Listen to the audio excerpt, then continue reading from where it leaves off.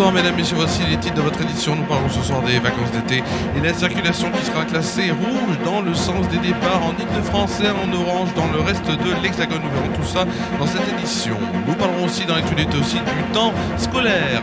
Une idée pour les élèves en difficulté serait de repenser les vacances. On ira bien sûr aussi ce soir dans l'info locale à Tournon-sur-Rhône où cet été je vous propose une idée de sortie, ce sera le château musée. L'info venue de Martinique, bien sûr, avec l'auteur présumé du double homicide de Dion, interpellé par les policiers. Plus d'informations à venir dans cette édition et on verra bien sûr le temps qu'il fera avec la météo et l'éphémérite de demain. En fin d'édition, nous sommes le mercredi 28 juin 2023. On va tout de suite commencer cette édition. Bonsoir mesdames, messieurs. On va tout de suite commencer cette édition du 19h par les premiers bouchons sur les routes des vacances.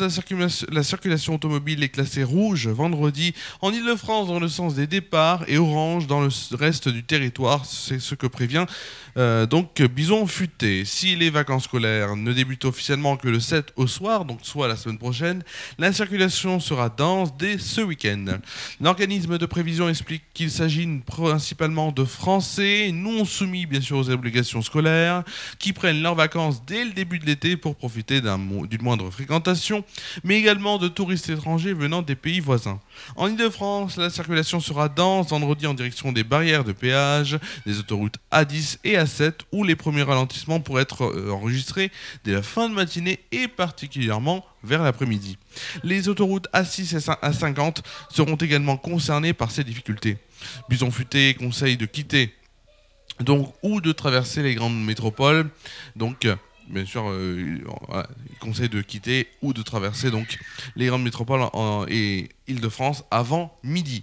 La journée de samedi s'annonce plus calme. La circulation sera classée orange en région francilienne et verte sur le reste du territoire dans le sens des départs. Bison Futé recommande de quitter ou de traverser l'Île-de-France avant 8h du matin.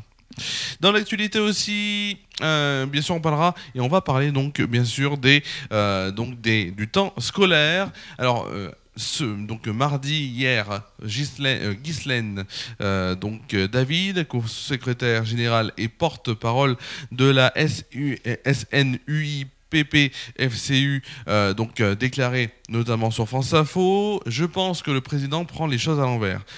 Elle, bien sûr, elle a déclaré ça puisque Emmanuel Macron veut repenser le temps scolaire sur l'année. Alors, elle déclare: on doit rouvrir un débat qui est celui du temps scolaire dans l'année, une des autres grandes hypocrisies françaises.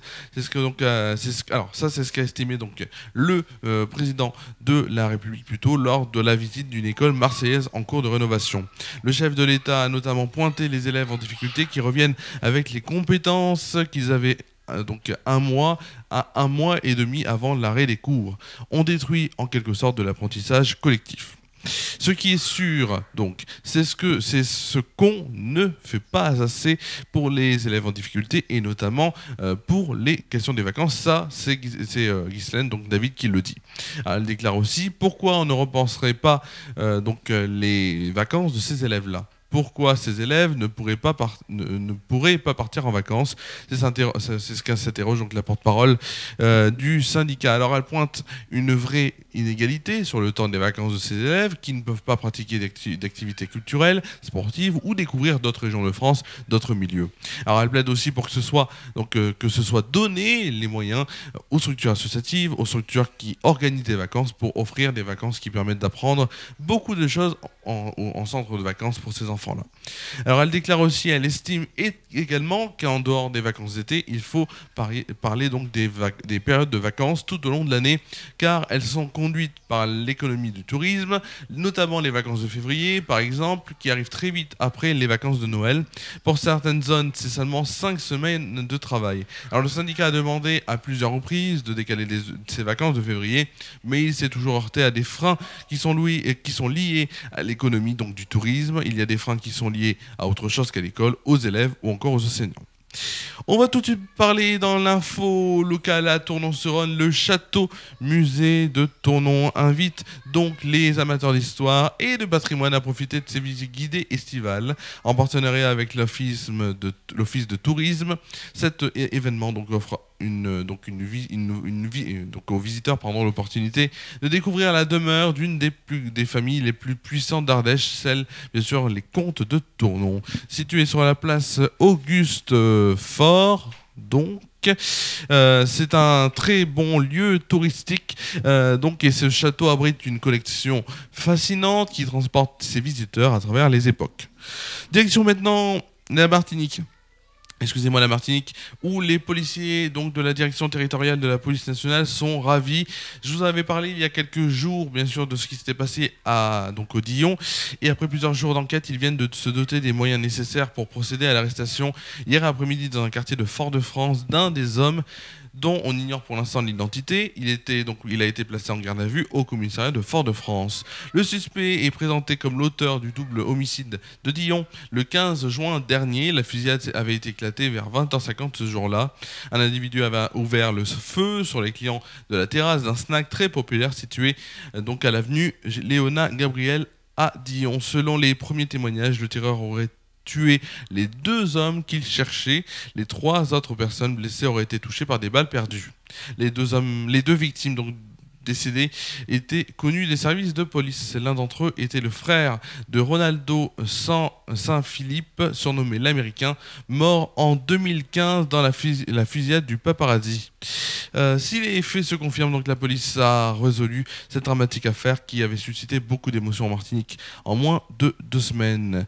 Alors la procureure de la République a annoncé une conférence de presse dans son bureau avec la direction territoriale de la police nationale ce mercredi matin pour évoquer les détails de l'arrestation, mais étant donné qu'on a du décalage horaire, on n'a pas encore eu d'infos par rapport à cette conférence de presse. On va tout de suite passer à une rubrique. Cette rubrique, vous la connaissez très très bien, et on va tout de suite passer au temps qu'il fera demain. Quel temps fera-t-il demain? Sur Tournon-sur-Rhône, tout de suite, c'est la météo.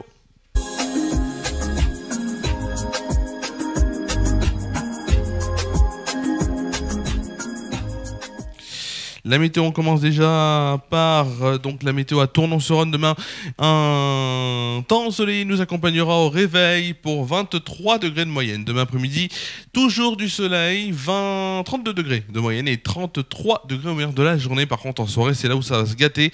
Il y aura des averses orageuses qui conduiront cette journée. Donc, demain soir, si vous pouvez rester chez vous, c'est mieux. Il fera 24 degrés de moyenne et les températures baisseront un petit peu pour vendredi. On sera aux alentours de 26 degrés au meilleur de la journée. On va tout de suite passer à la météo en France métropolitaine et on commence déjà par demain matin. Demain matin, donc, sur la France métropolitaine, je vais y arriver.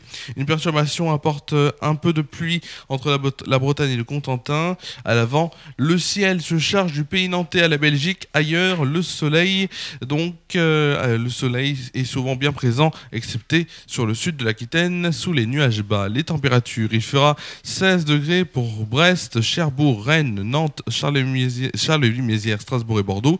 17 degrés à Lille, Rouen, Troyes, Dijon, La Rochelle, Bordeaux et non, il y a un petit problème sur les températures. Je viens de le voir. 17 degrés, c'est pour Bordeaux et Lyon. Voilà, c'est bon.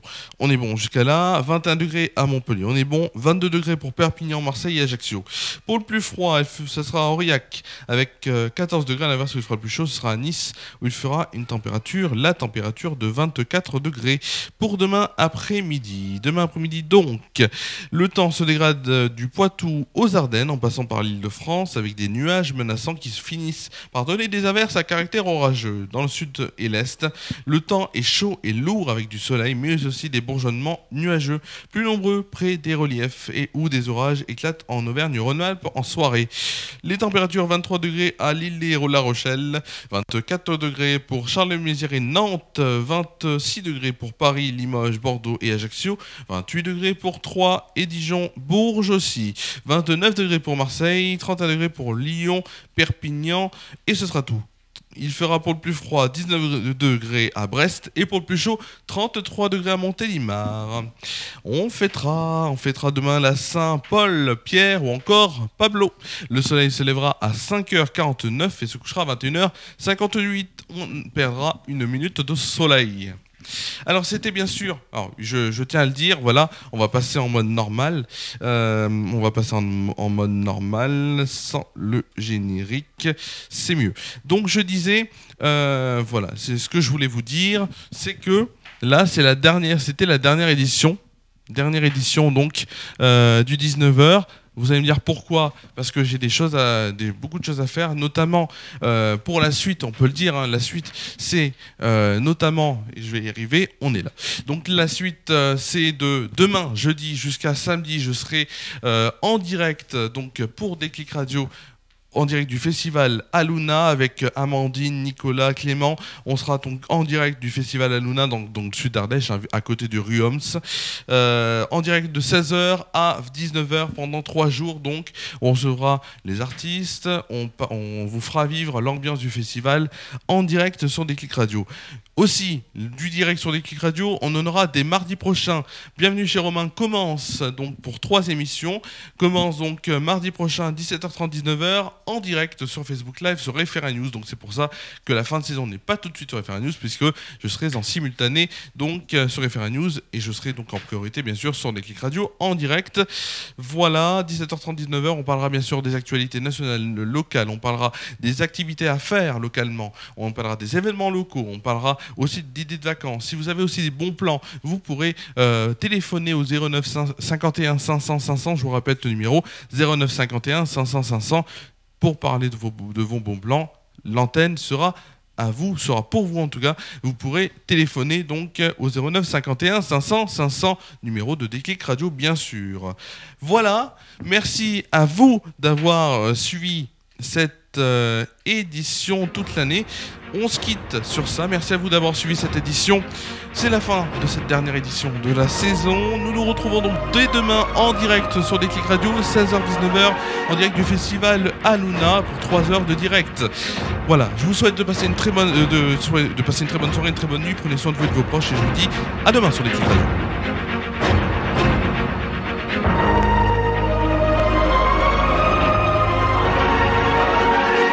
Toute l'information est à suivre lors du prochain JT. Les JT sont le mercredi, jeudi et vendredi à 19h sur Référa News.